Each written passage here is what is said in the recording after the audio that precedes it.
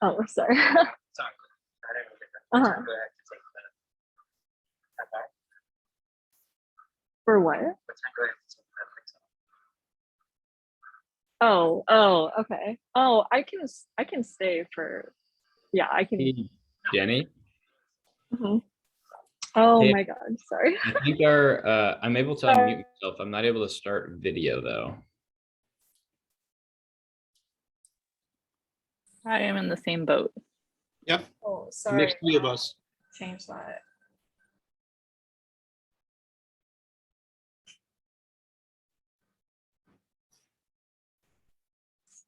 Does anyone know how I changed that?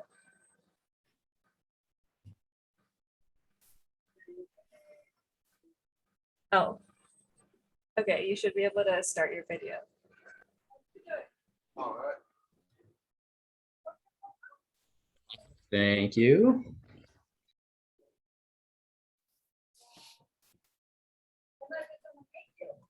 Okay.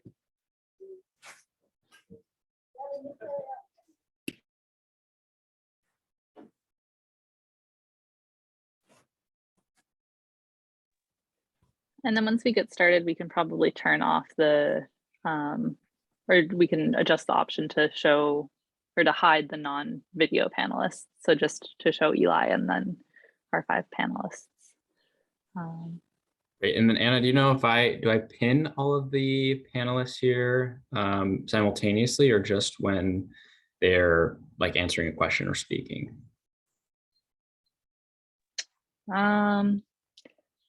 I think usually we've just sort of left everyone, you know, that's actually a good question, because I do think on the previous videos it would sort of pan to whoever was speaking. So maybe I'll just leave but I that. don't know what the difference is between on the host end versus on the participant end, how you can change, like swap between gallery view versus speaker view.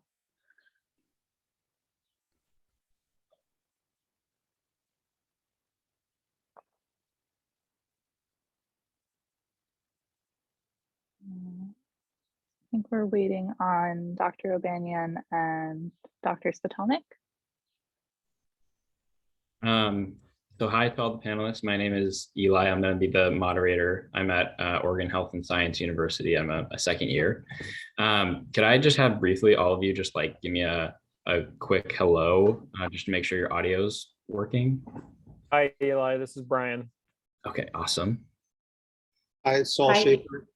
Nice. Lucy Davis. This is Sandy Lemon. Can you hear me okay? Perfect. Yeah. And Carrie O'Banion just joining. All right, awesome, great. Audio, sound. Find the site. Yeah.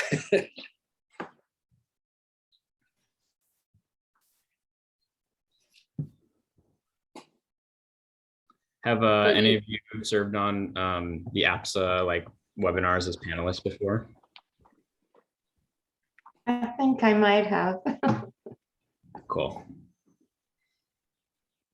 Well, thanks all for coming back. Yeah, I'm a little under the weather, so hopefully I won't cough through this. Sorry to hear that. My husband was diagnosed with COVID earlier in the week, but I'm negative, so I don't know if that means anything. So It means the test is probably a false negative. that's what I suspect. Keep testing. Yep. It was a Keep PCR testing. test even, so Oh, really? Wow. Okay. yeah. Well, maybe not.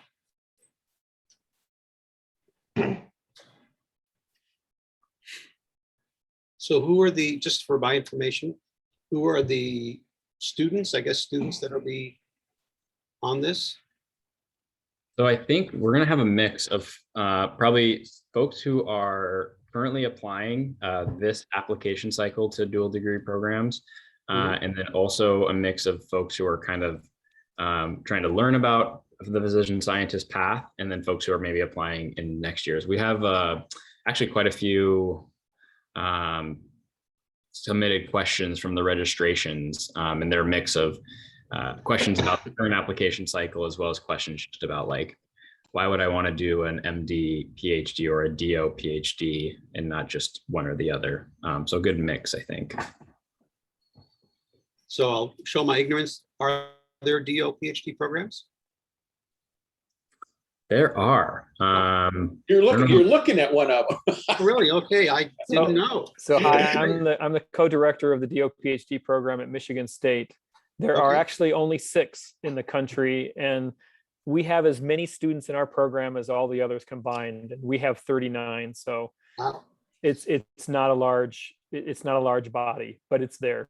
Okay, great.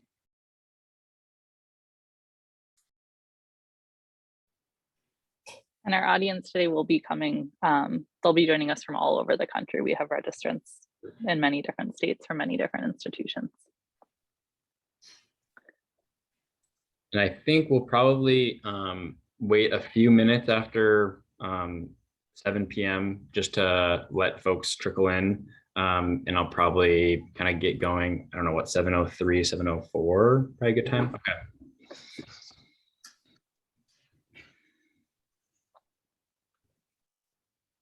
Yeah, I'd say 7:03 is sort of typically when we get started.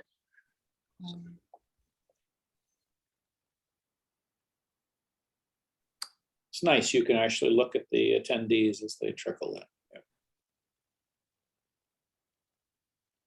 Yeah, I think hopefully we'll have a good turnout. I think it's generally one of the more kind of popular webinars, especially we can get 5 program directors on. You guys can all share some really fantastic knowledge with all of us. And just for some logistical context, Eli will be on screen as the moderator, posing questions to you all. And Eli, I think you are planning to sort of pose the question and then direct, sort of call on certain people to respond. Some of the questions will go around and have everyone respond. Otherwise, if it's more straightforward, then we might just have 1 or 2 people respond. And of course, if there's ever something that you want to add, please do feel free to sort of jump in. Jenny is going to be behind the scenes, managing the chat box and her email as people submit questions, and then she'll sort of prioritize those and pass those off to Eli. I am going to be off screen live tweeting some of the conversation that goes on. Yep. Yeah. And I'll start the call just by kind of introducing tonight's session, and then I'll ask all the panelists to just go around and briefly introduce themselves. And then, yeah, I'll just direct questions to you all kind of at random, or unless we have questions that are specific to certain panelists, just to be efficient. And Eli, I think in the past it has worked well to try and like alternate who you start. If you're going to ask multiple people a given question, try and alternate or sort of rotate who you start with. Otherwise, the people toward the end up sort of having everything already been said already. Totally.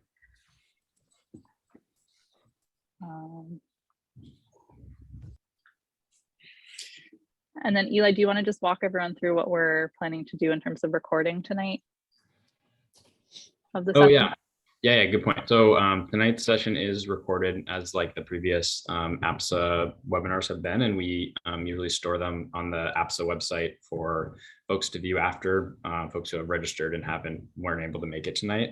But we're currently maybe in the midst of kind of piloting, taking the audio files from these webinars and uploading them as podcast episodes. It's still very much in development, but tonight is kind of one of the first maybe testers of that kind of, product. So if all of you as panelists are okay with your voice maybe appearing as a podcast episode from tonight's talk, just let us know. If not, you can email me off screen, but I am going to try to pull the audio from this, and we are working with some other folks to try to maybe make this a podcast episode running forward. Sounds good. Well, I hope it sounds good. Yeah, I'm Yeah, that's skeptical that the audio files from everyone's different devices and if my own internet will hold up, but worth a shot.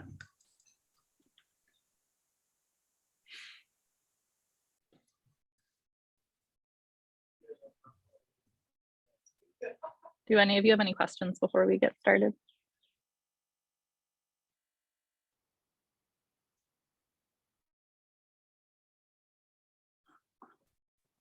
Why don't you ask us to introduce ourselves, like call us out so that we don't all speak up at the same time? Yeah. I will. I'll just kind of run in order on the list I've got here on my other screen. So yeah, hopefully avoid the awkwardness of everyone kind of waiting and then chiming in at once. So you have 32 participants.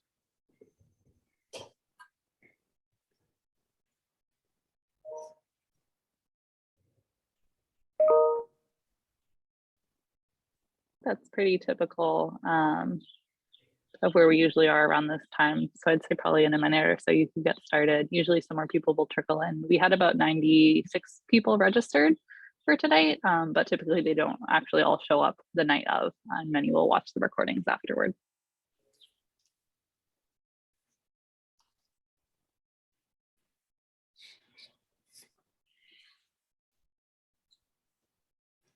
Oh, there's Patrice. Hi, Carrie. Hey, Patrice. Glad you could join us. So nice to see you. I didn't know you'd be here. Hang out in good circle. Jenny asked me. Hi, Jenny. Hi.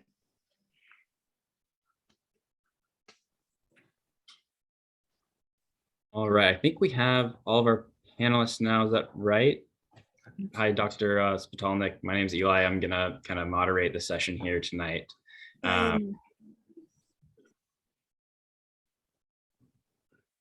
Okay, well, I guess we'll just go ahead and get started. Sound good? Okay, so welcome everyone to another one of the American Physician Scientists Association's interactive sessions of the 2022-2023 academic year.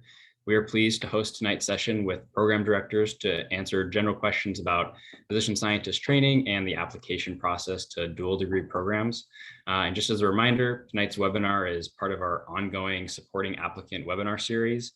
And we encourage all of you in attendance tonight to be on the lookout for the registration for our next session, which is going to be on July 21st.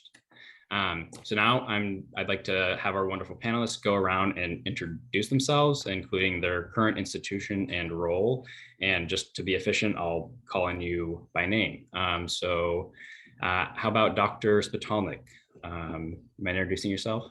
Yes, hi, everyone. My name is Patrice Spitalnik. I'm a pathologist. I am the Associate Director of the MD PhD program at Columbia University, and I have been here since 2003.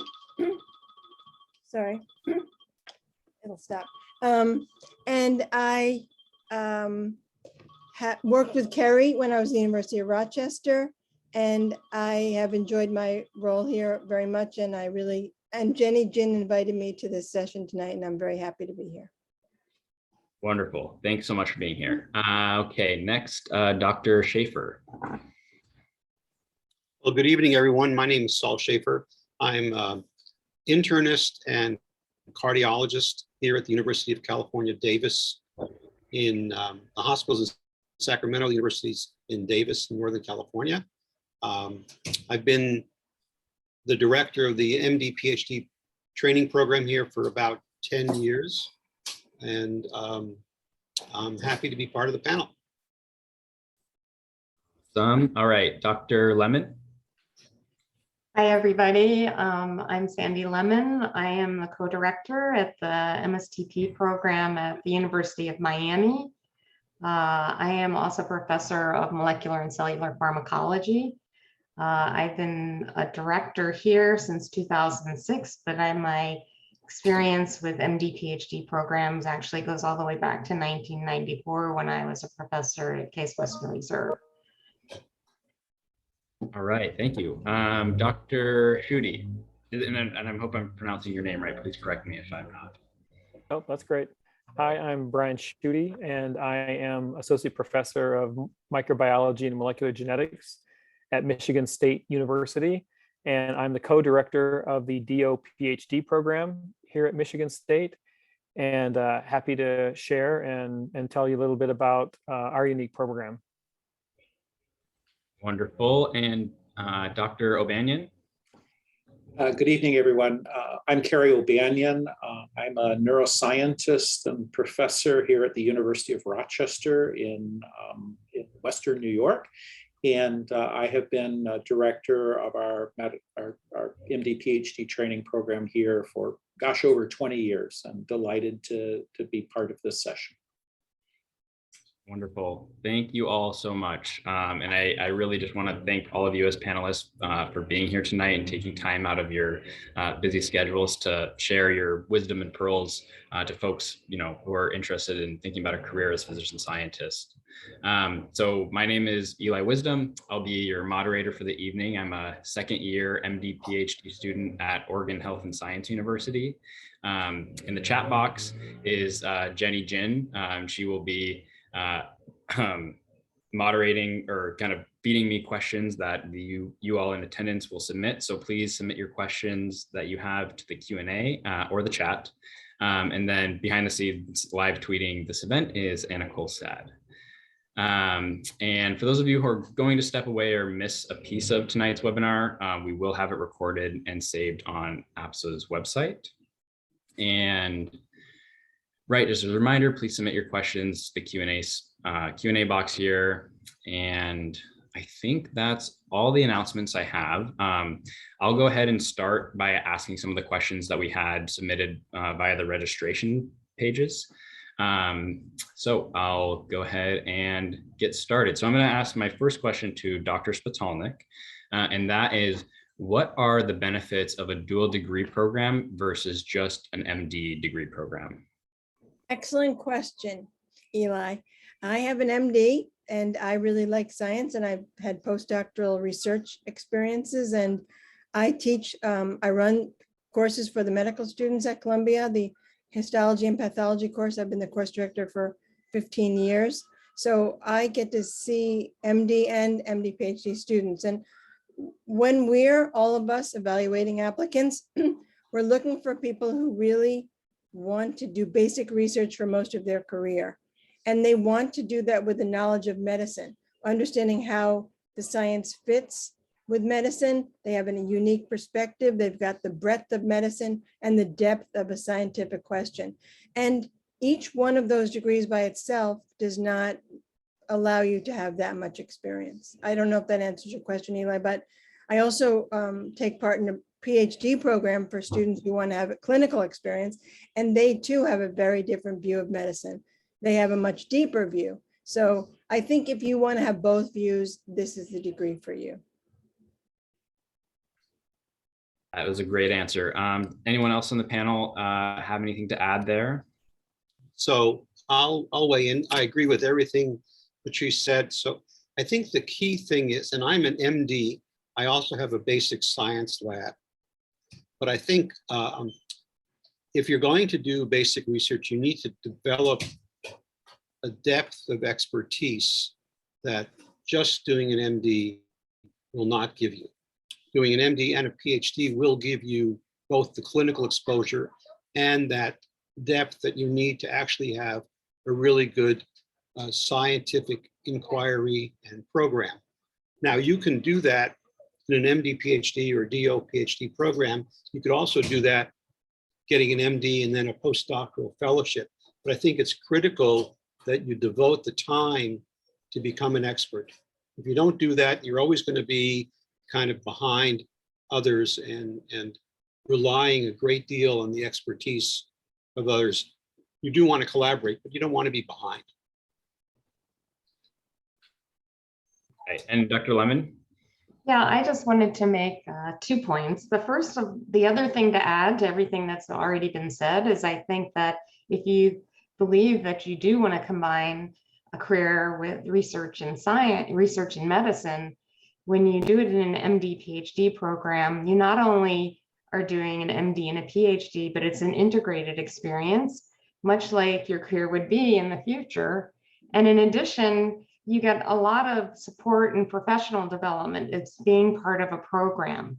And so you have a cohort of other students who are doing the same thing as you are, and you get a support network. And I think that really enriches your experience if you want to do both research and medicine. It's your first opportunity to really get the identity of a physician scientist. The other point I wanted to make is a couple of the panelists talked about that doing research, more basic science related research. And I would just like to say that there are a lot of different programs today and different paths you can take within physician scientist training. Our institute tends to be a little bit more translational, at least the kind of research our students do, and there are opportunities in public health and other things. So, you know, if that's just something else to consider. It's not only basic science training experiences that you can get. Let me just say all those answers are great and very consistent. Remember, as you start off on thinking about this, if you know that you want to do research and medicine combined, this is a relatively efficient and supported way to do that. If you instead do the MD, then and the residency and all that comes after that, you're going to be older and have a lot more in your life to deal with, to think about, and to pay for, as a MD who is looking for furthering their research experience later in life. So I think there's some efficiency to the process, as Dr. Lemon mentioned, that's important to point out. Thank you all. Those are wonderful answers. I'm going to ask my next question to Dr. Schutte. Let's see. What are some recommendations or advice for non-traditional students who will be applying to dual degree programs? You know, share your experience. You're going to be coming in, you know, a little older, a little wiser. Use those experiences in your personal statements to show how you've grown and what new experiences you can bring and share to your cohort of other physician scientist trainees.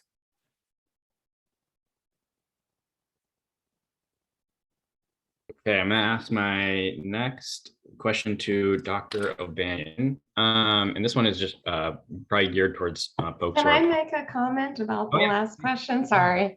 Something that I've heard is that usually during graduate training, some of your support does have to come from your PhD mentor.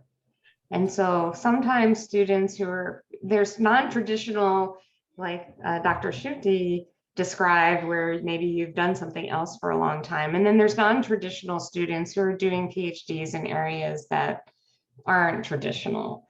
And some schools let you do a PhD in anything you want. The thing that I think sometimes has to be considered is usually the PhD is supported at least part of the time by the PhD mentor.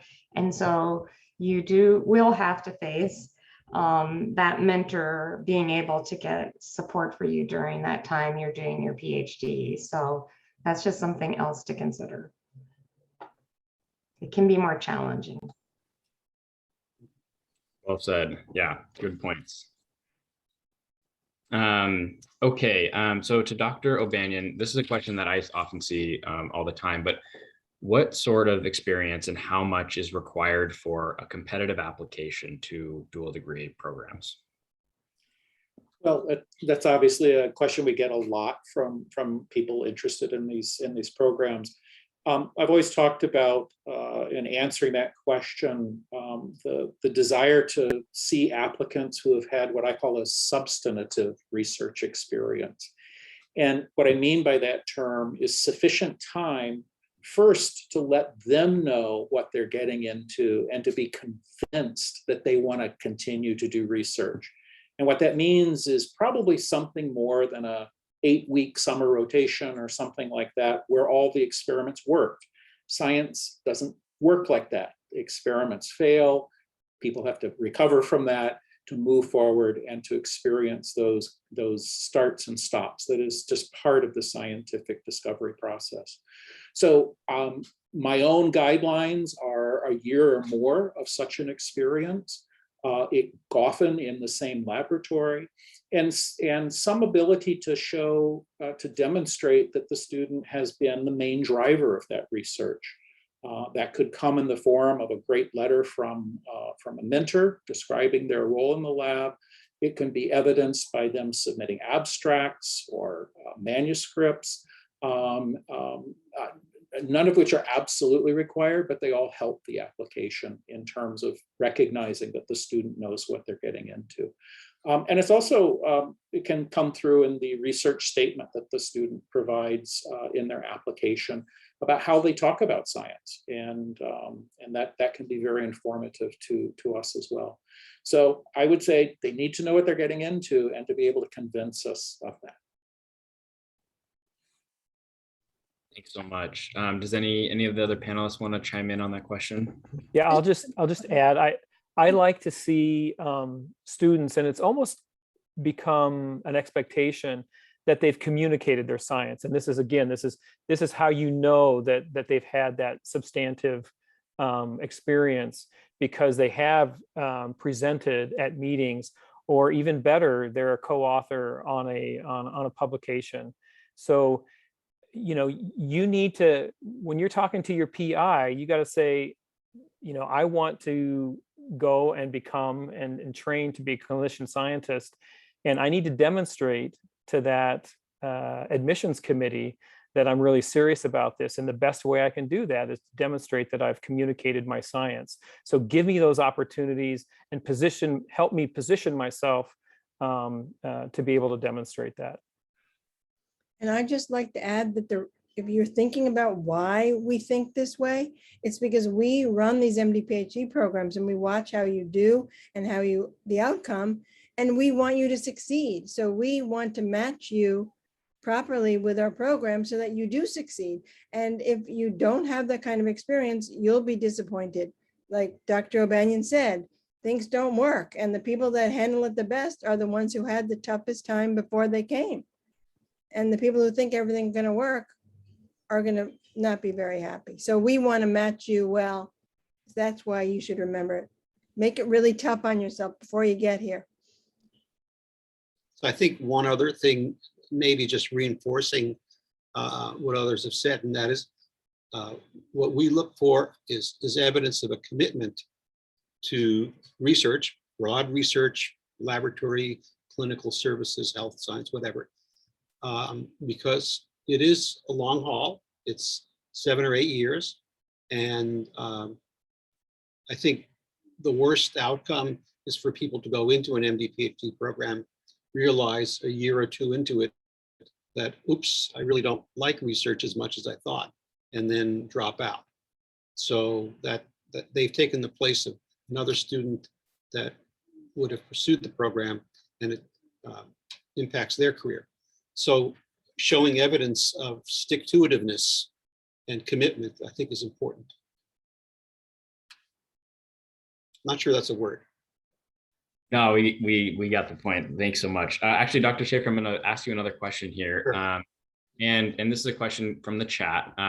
So as a physician scientist, would I be able to conduct clinical trials for new treatment options for conditions, or would I need a master's degree specifically for that? So I guess let me rephrase that. With my PhD, could I do clinical trials rather than laboratory-based research? Or do I need a specific master's? I mean, so I don't know if I can answer that. Certainly the training in a PhD period of time and coursework, et cetera, is going to be more intense and in greater depth than a master's degree, right? Because you have to have a dissertation. And that certainly can be in clinical trials. So I don't see any reason why someone who completes a PhD with the appropriate clinical trial, clinical research experience wouldn't be able to do that.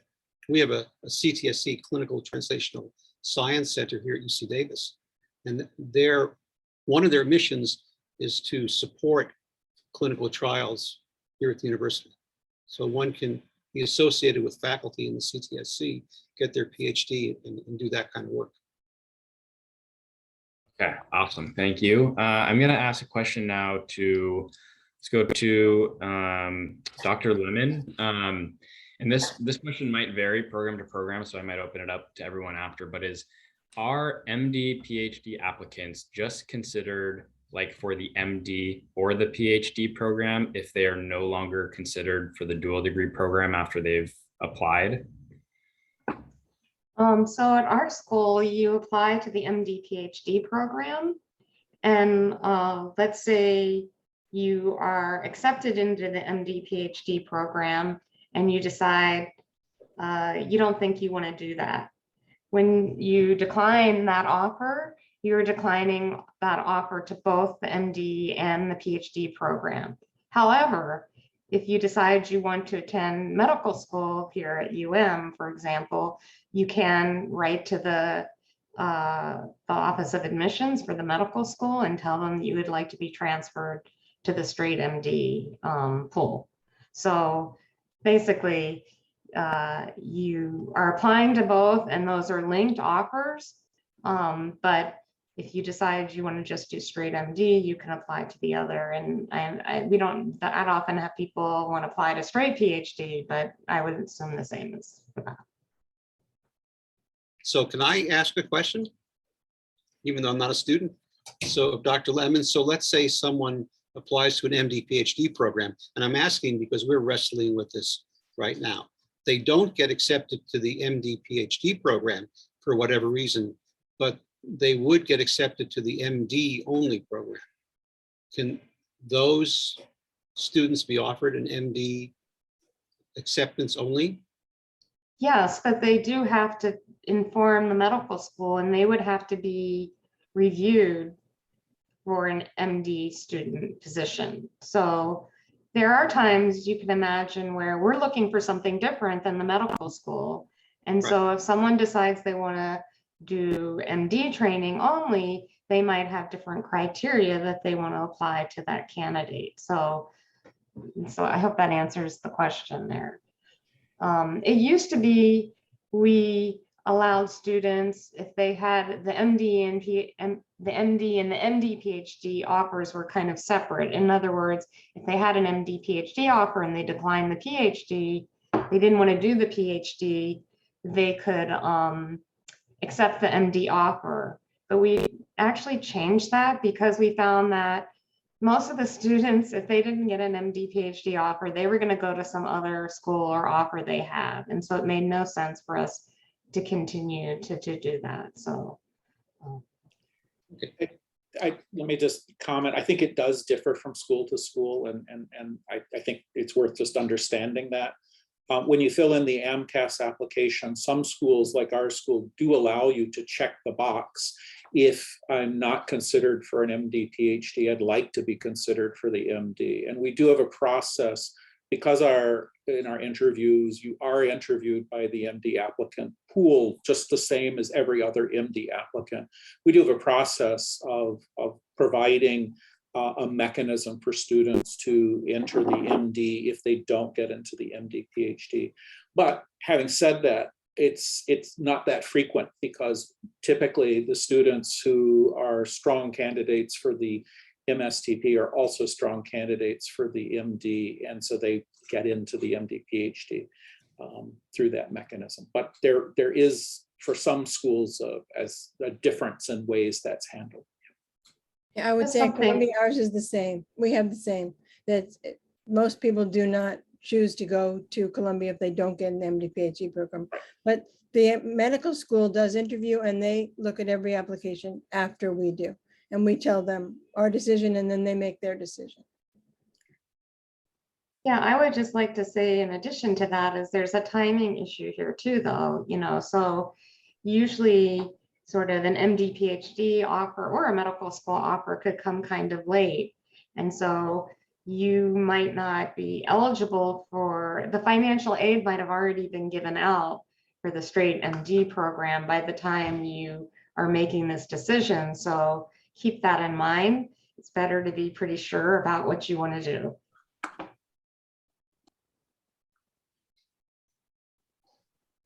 Thank you all for those great answers. I'm going to ask my next question to Dr. O'Banion.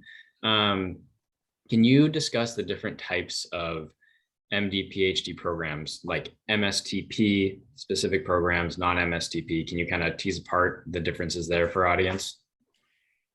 Yeah, I think that, nationally, most MD PhD programs that bring in more than 1 or 2 students a year, and size can matter here a little bit for those programs that are very small, provide an integrated experience with a cohort of students and unique training opportunities for those students who go through that.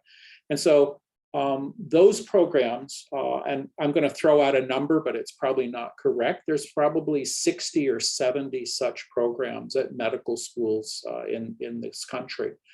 A proportion of those programs, and the number I think is 45 or 46, has successfully competed for a grant mechanism called the Medical Scientist Training Program, which is an institutional so-called T32 fellowship from NIH that provides funds to help support a proportion of the students who are enrolled in that specific program. And NIH has a vetting process that includes a grant submission that many of us have gone through on a regular basis to basically have that designation. And the way I think about it is it's simply a designation that helps sort of validate that the program works, that it's competitive with other programs, but by no means reduces the potential benefit of being in a program that doesn't have the MSTP designation, allowing for the fact that they need to, I personally feel that they need, the best benefit is if the program is large enough to support cohorts of students going through it at any one time, so that those students can benefit from being with each other in a community. Thanks so much. I'm going to ask my next question to Dr. Lemon. And this is actually a question that, I still kind of have in my mind, but is training after medical school the same for MD, PhD graduates as it is for MD only graduates? Like you go through an MD, PhD program, it's, almost twice as long as medical school is, and then you have more training on top of that. Can you kind of describe what it looks like for dual degree graduates? So I'm maybe not the most expert on this, not being an MD myself, but usually when you go into residency, ideally, our students would be picking a residency program that is research oriented, or the potential to in a fellowship to do research as part of that fellowship. So you will continue to have opportunities to do research post-graduation. There's like an internal medicine and some other disciplines, I believe. They have PSTP programs. Well, there's a bunch of PSTP programs, physician scientist training programs, and often that involves research during your residency period and transition to fellowship as well. So I think you want to go to an institution that is supporting research of physician scientists. That's really the key. And so there will be opportunities for you. Great. Anyone else want to chime in what they've seen in terms of the training after dual degree or graduation? Thanks so much, Dr. Lemon. Most students do residency and they do the fast track program where they get research during the training. That's what we really appreciate. That's what we're hoping for. Some students go into industry. Some people do straight postdocs, but most do the physician scientist training programs and become physician scientists.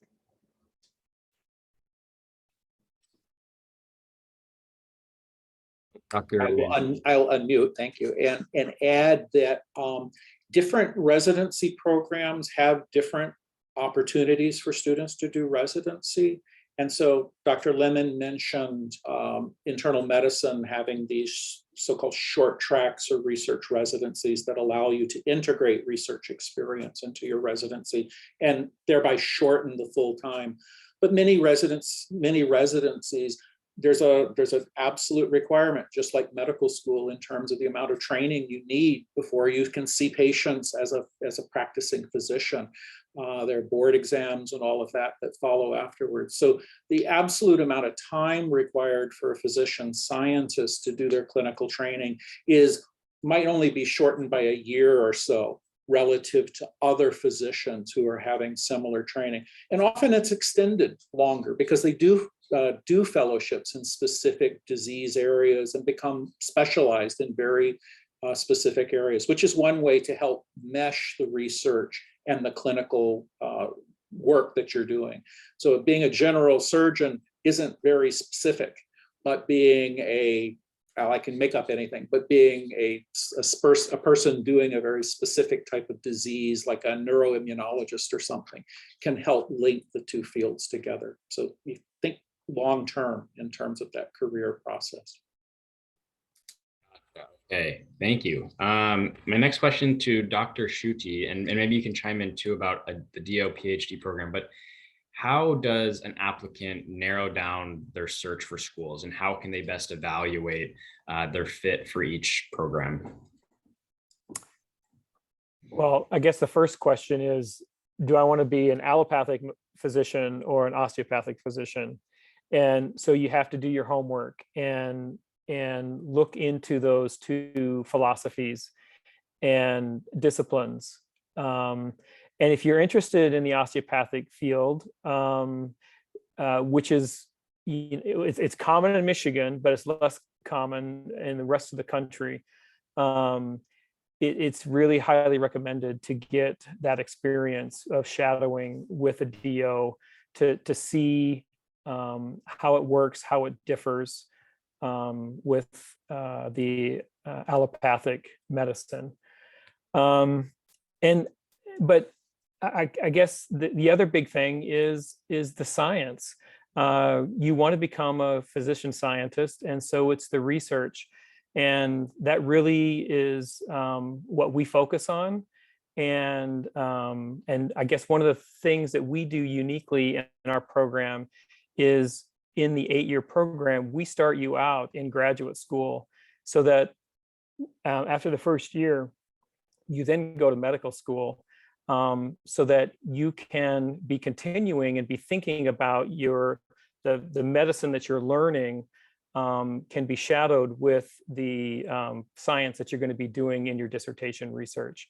And so we try to integrate that, and we try to integrate medicine and science throughout the training program. So I'll weigh in on that. I think, across the country, people get a good education in medicine almost wherever you go, as long as it's an accredited program. So the difference, other than perhaps how the programs are structured, is really the resources for doing the kind of research that you're interested in. So if you're interested in immunology, you want to go to a school that has strengths and faculty in immunology that you'll be able to work with and gain the expertise in that field, right? If you want to study cows, you're not going to go to an institution that doesn't have any cows, for example. So I think doing your homework in that sense, what are the faculty that are available to do your PhD, is critical.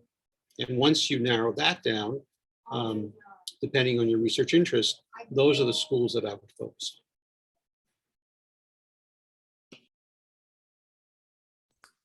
on. And that, I think those are great point.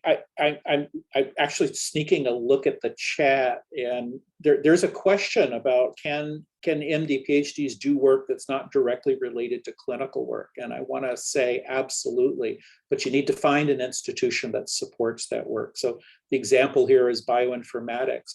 There are great bioinformatic programs nationally, but not every MD PhD is affiliated with a program is affiliated with a school that has strong training in that. So be sure to look at what the research opportunities that the programs offer. And please don't feel confined to work only in translational work or basic biology. MD PhD students can do a whole range of things for their PhD focus.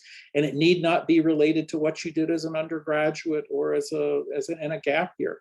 In fact, many MD PhDs don't, in their final career, don't do work that they did for their PhD. I worked on papillomaviruses. I'm now a neuroscientist studying microglia. This has nothing to do with papillomaviruses, but I learned how to do science, and that's what was important about the training. Yeah, that's exactly right, Dr. O'Banion. The PhD gives you the tools to do science.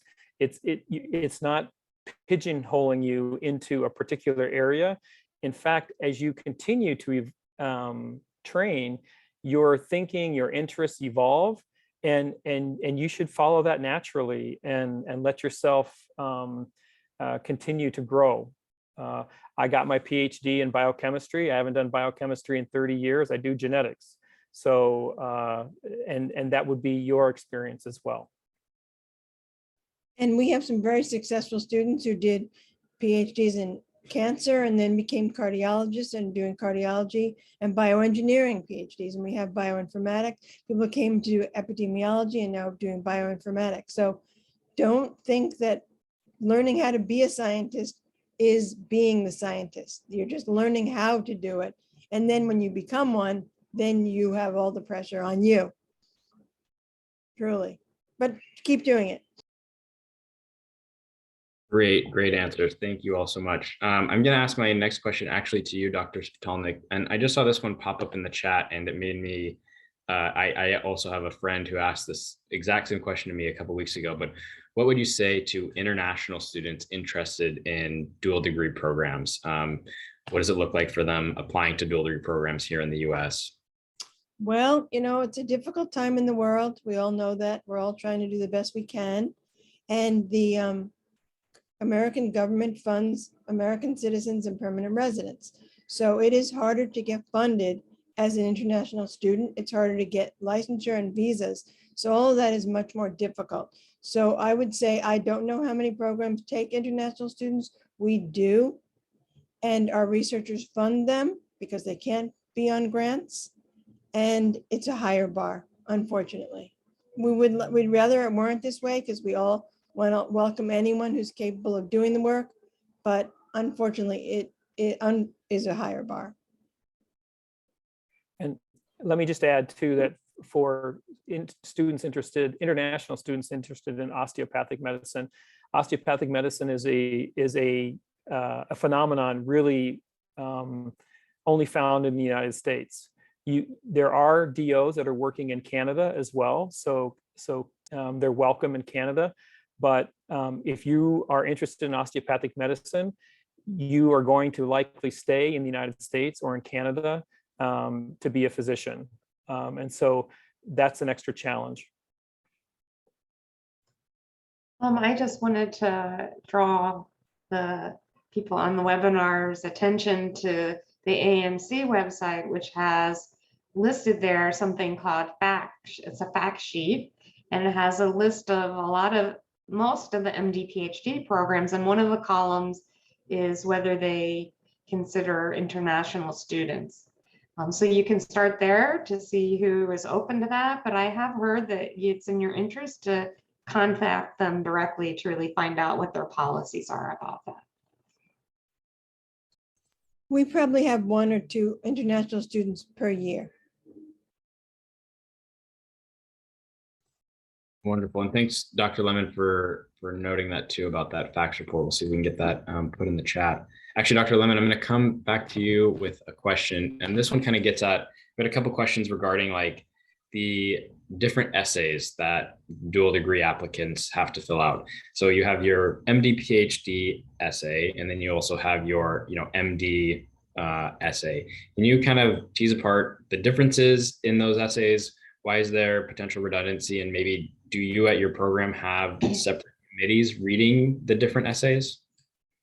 So my experience is that from reading many applications over the years, is that usually the MD application is a bit more focused on, you know, your story, your path, how you got there, what inspires you to do medicine. It can include aspects of research there. And that's usually a more developed essay. I find that usually the MD PhD essays are much more focused on why you want to be a physician scientist. And they're generally, you know, that is going to be usually shorter. I don't know if that's other people's experience as well. And so it's okay probably if there's some overlap. Our program reads both. You get a lot of insight from reading both. And the medical school, I assume they read both also, but I don't know because you will be interviewed by the medical school here. So I don't know if other people can add to that. I would just like to say, since we're about to start reading very soon, the way we do it, the way I do it, I can't speak for everyone, but I bet you we all do it the same, is we look for an application that fits together. So all of the essays have to look like they're coming from the same person, as well as the letters of recommendation. If that all fits together, if you say similar things that flow well and jibe with your letters, then we really understand that is someone that is right for this program.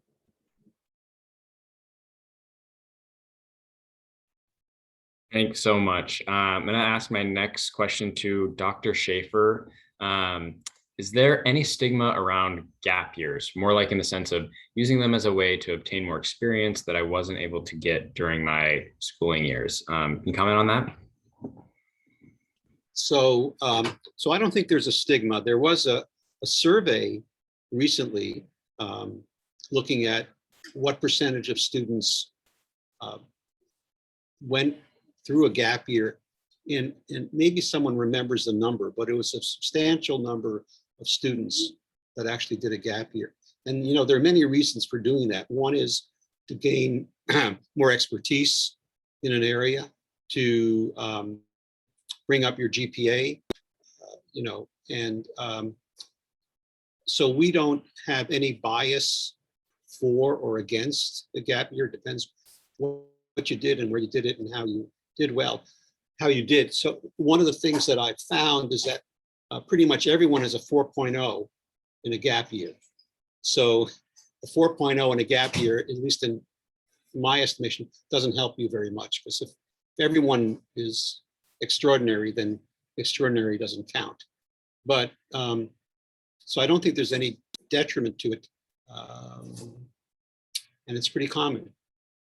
So I don't know, I'd be interested to hear other opinions on this. Yeah. I think that survey went out, and I might be misquoting, but I thought it was like 70% of students who successfully matriculate into MD PhD programs have done it one or more gap years.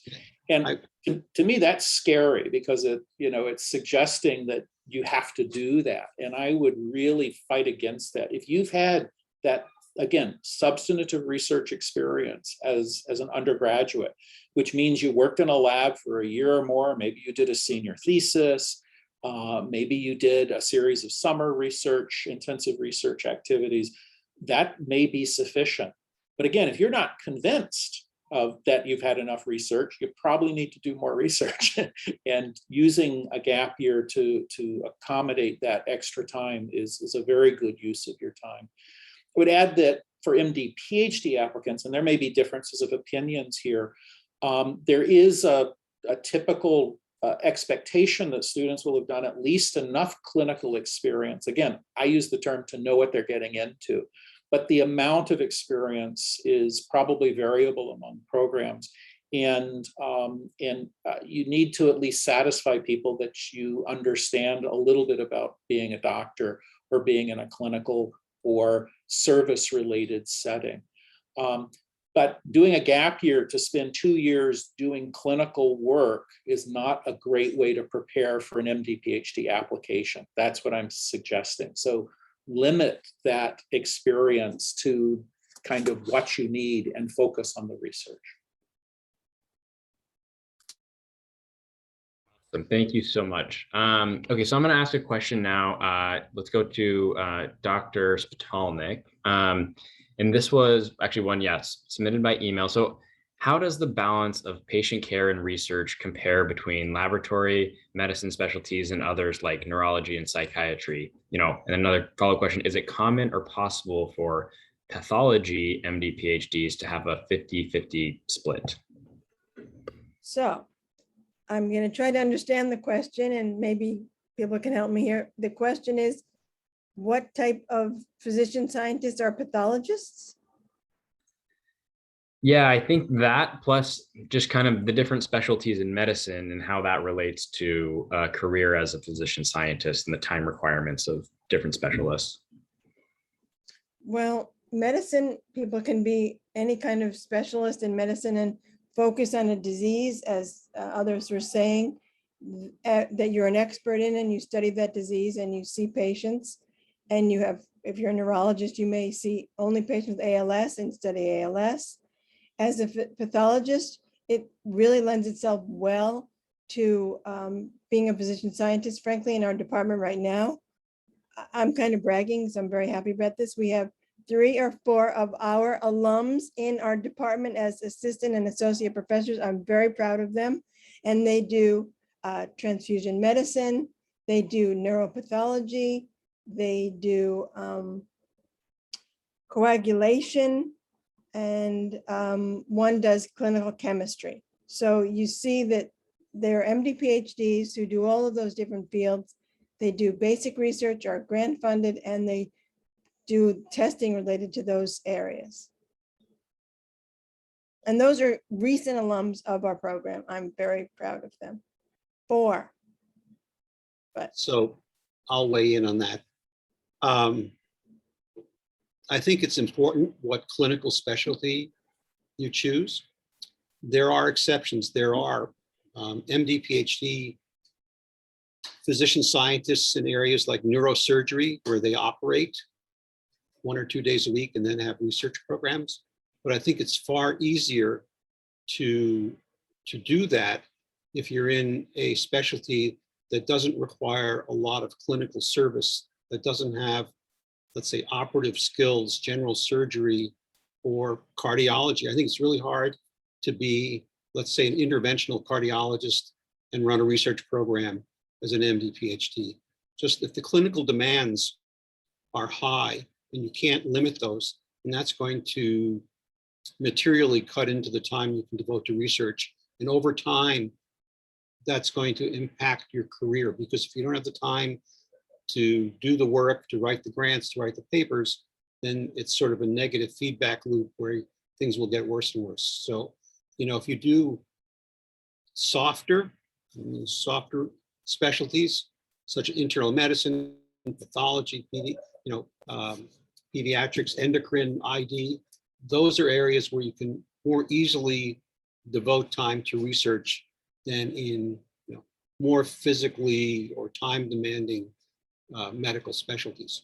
If you look at chairs or deans, they're typically not in very interventional fields, right? So they're ID, endocrine, things like that.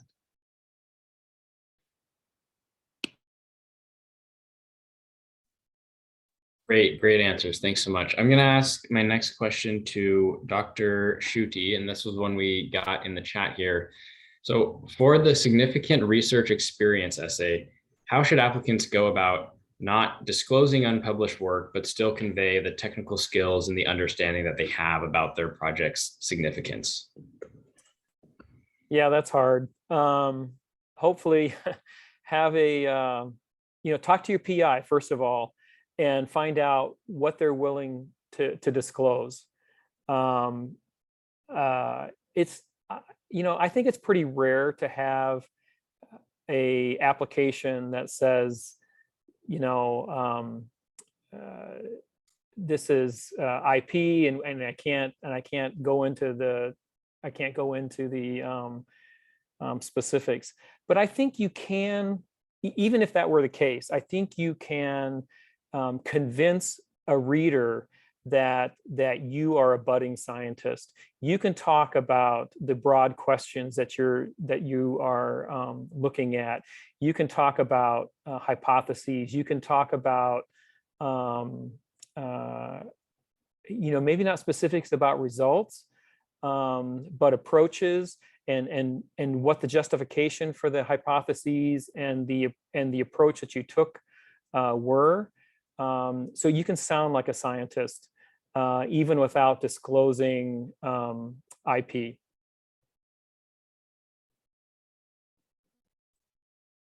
Thanks so much. Okay, so this will be kind of my last question of the evening. I want to be mindful of everyone's time.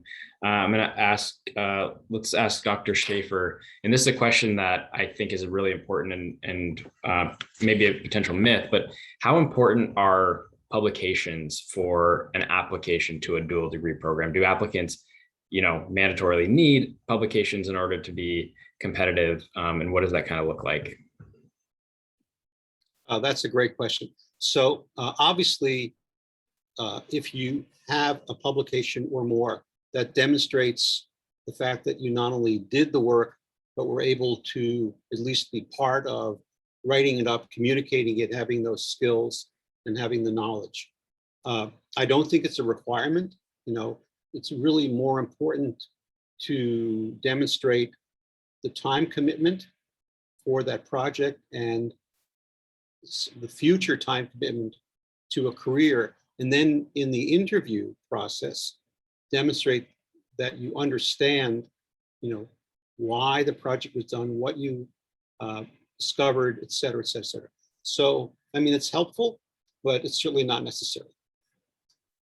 But again, I'd be interested in my more learned colleagues and their opinions. Yeah, I think in the same survey that we've been talking about, they asked that question also. They asked questions of directors and what they were looking for in this survey. And, I think like Dr. Schaefer said, it can be a plus, but sometimes you get your name on a paper and your contribution has been pretty minimal. And so how you can really demonstrate that you were really involved in the project and understand it is through the interview. And I think for us, we find that students have had to present their work at a conference or even locally in their school. They have research, symposia, or they had to do an honors thesis where they presented their research.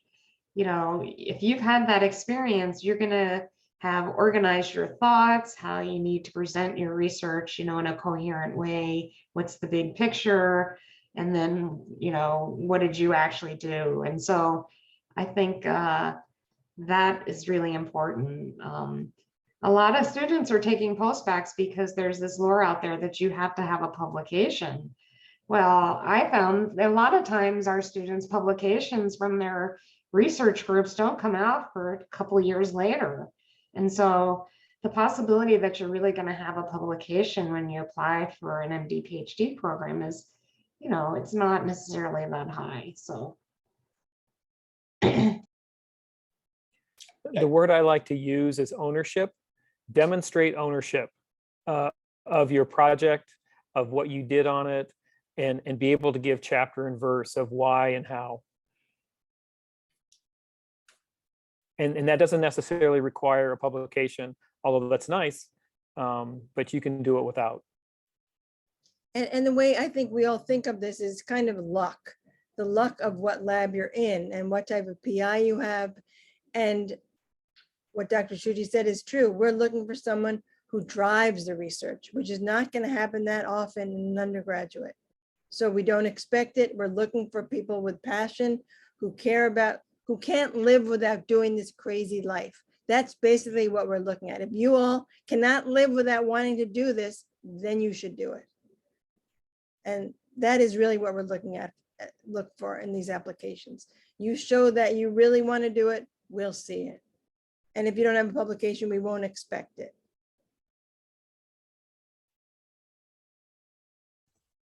Well said. Well said. Thank you all so much. So I do want to be mindful of everyone's time and make sure we end this call at the hour. So with that, I just want to thank everyone for joining the Q&A session today with our wonderful group of directors. I want to thank the panelists for their time, but I also want to thank the participants for coming and submitting your questions. I know we didn't get to every question. I'm going to put my email here in the chat if anyone has any questions for me or what my experience was. Please feel free to email me. I want to thank the APSA Virtual Content Committee that I'm co-chairing with Anna and Jenny, who have been wonderful teammates to work with putting on these webinars. I want to thank the APSA Justice, Equity, Diversity and Inclusion Committee, our Public Relations Committee, and our Partnerships Committee, and the APSA leadership that made sure our UIM applicants received word of this webinar as well. So we're still kind of in the process of planning out the upcoming webinar series. Like I said, the next one is going to be on July 21st. So we should be sending that registration link out on social media and by email. So anyone in attendance tonight, definitely sign up for that one. And again, just thank you all to the panelists. If you have any last wise words, please share them here. Otherwise, we'll wish you all the best and thank you all. So a wise word, keep doing research, apply early, and best of luck to everybody out there. We'd love to see your applications. Thank And you. with- Good luck. Thanks, Erin. As with others, I'll put my email in the chat for people who want to contact me. Okay, thanks, everyone. Bye, everyone. Thank you all.